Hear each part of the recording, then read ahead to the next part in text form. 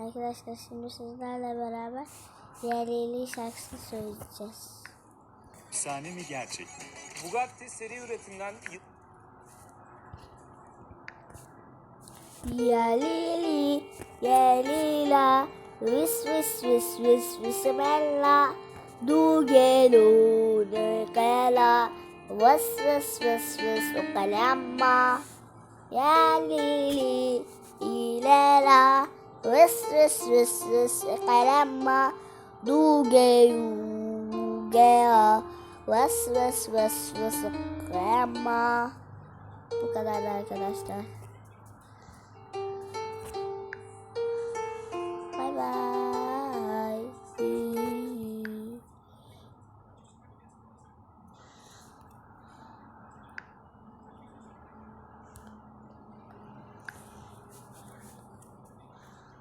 Hadi bye bye.